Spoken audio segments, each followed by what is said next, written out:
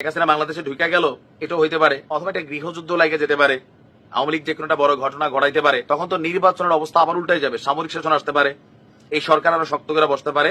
So নির্বাচনটা জরুরি। আর যদি না দেয় নির্বাচন, বাংলাদেশে একটা ষড়যন্ত্র তত্ত্ব বা একটা বড় বিস্ফোরণ বা সামহাও কিছু একটা ঘটানোর জন্য শেখ হাসিনা বসে আছেন। শেখ হাসিনার মাথায় কি ঘুরছে বাংলাদেশ নিয়ে চিন্তা ভাবনা করছেন? তাহলে কমেন্টে লেখেন। সবাই মনে করছেন যে শেখ হাসিনার মাথায় বাংলাদেশ নিয়ে একটা ষড়যন্ত্র ঘুরছে। কি সেই ষড়যন্ত্র? এই সরকারকে অস্থিতিশীল করা, বাংলাদেশকে বিপদে ফেলা, যে কোনো একটা বড় ধরনের মানে ঘটনা ঘটানো। এর মাঝখানে যুক্তরাজ্য আবার একটা নোটিশ পাঠাইছে বাংলাদেশে তাদের নাগরিকদের জন্য যে বাংলাদেশে এই ফেব্রুয়ারি মাসে বড় ধরনের একটা ঘটনা ঘটবে, বড় সমাবেশের ঘটনা ঘটতে পারে, সন্ত্রাসী হামলা হইতে পারে, যে কোনো একটা ঘটনা ঘটবে।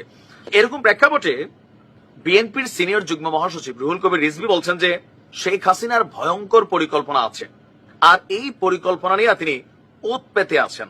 উৎপাতা মানে কি বাংলা শব্দ অনেকে জানেন তো, শিকারের অপেক্ষায় থাকা। যেমন ধরেন আপনার একটা বিড়াল আছে বাসায়, একটা ইঁদুর ওই যে আলমিরার নিচে দিয়ে দৌড় দিতে নিছে, বিড়াল কিন্তু উৎপাতে আছে, কখন এটা সামনে আসবে ঘপাস করে ধরে ফেলবে, তো টুস করে ঢুকে ফেলার উৎপর মানে এরকম না, হয়তোবা অন্যরকম।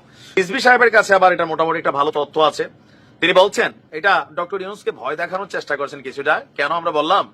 দ্রুত জাতীয় নির্বাচন দিয়ে সেই ষড়যন্ত্রকে নস্যাৎ করতে হবে। এখন কি সেই ষড়যন্ত্র যেটা নির্বাচন দিলেই নস্যাৎ হয়ে যাবে, সেটা রিজভী সাহেব জানেন। বাট ইউনূস সাহেব সহ শুরু করে সারা বাংলাদেশে একটা ব্ল্যাক ম্যাজিক চলেছে শেখ হাসিনা।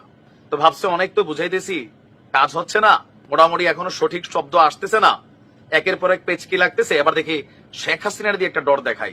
আবার সত্যও হইতে পারে, যেহেতু তিনি এত বড় একটা দলের সুপ্রিম কমান্ডিং পজিশনে আছেন। দেখেন আমি একটু মজার ছলে অনেক কথা বলি, ডোন্ট মাইন্ড। তো তিনি বলছেন জাতি এখন অবাধ সুষ্ঠু নিরপেক্ষ নির্বাচনের জন্য অপেক্ষা করছে, আর জাতীয় নির্বাচনের আগে স্থানীয় সরকার দাবি এটা কতিপয় রাজনৈতিক দলের, এখন রাজনৈতিক দল ছাত্রদেরটাও আছে, জামাতেরটাও আছে, দুরভিসন্ধিমূলক মানে পেচকিমূলক একটা আচরণ।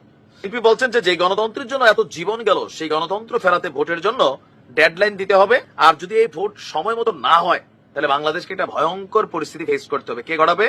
আওয়ামী লীগ। এখন কি সেই পরিকল্পনা, এটা নিয়ে স্পষ্ট তিনি কোনো বার্তা দেননি। তবে বিভিন্ন সময় আমরা আমাদের বিভিন্ন রাজনৈতিক নেতাদের মুখে, যারা নির্বাচনকে খুব দ্রুত চাচ্ছেন, তাদের মুখে কিন্তু আমরা শুনি যে কোনো সময় দেশ অস্থিতিশীল হতে পারে, আর এই সরকারের এই ক্যাপাবিলিটি নেই, আইন শৃঙ্খলা বাহিনী তাদের ব্যালেন্সে নাই, যে কোনো একটা বড় ঘটনা ঘটলে এটার দায়ভার কিভাবে হবে বা এটা কার উপর দেওয়া যাবে। আর কোন সময় ভারতের খেলায়, যেহেতু ট্রাম্প এক ধরনের কথা বলছেন যে বাংলাদেশ ইস্যুটা নাকি ভারতের দিয়ে দিছে, তো একটা টেনশন তো বিএনপির মধ্যে আছে যে হুট করে আবার কোনো পরিস্থিতি প্রেক্ষাপট চেঞ্জ হলো, শেখ হাসিনা বাংলাদেশে ঢুকে গেল, এটাও হইতে পারে, অথবা একটা গৃহযুদ্ধ লাগে যেতে পারে, আওয়ামী লীগ যে কোনো একটা বড় ঘটনা ঘটাইতে পারে, তখন তো নির্বাচনের অবস্থা আবার উল্টাই যাবে, সামরিক শাসন আসতে পারে, এই সরকার আরো শক্ত করে বসতে পারে। সো নির্বাচনটা জরুরি। আর যদি না দেয় নির্বাচন, বাংলাদেশে একটা ষড়যন্ত্র তত্ত্ব বা একটা বড় বিস্ফোরণ বা সামহাও কিছু একটা ঘটানোর জন্য শেখ হাসিনা বসে আছেন।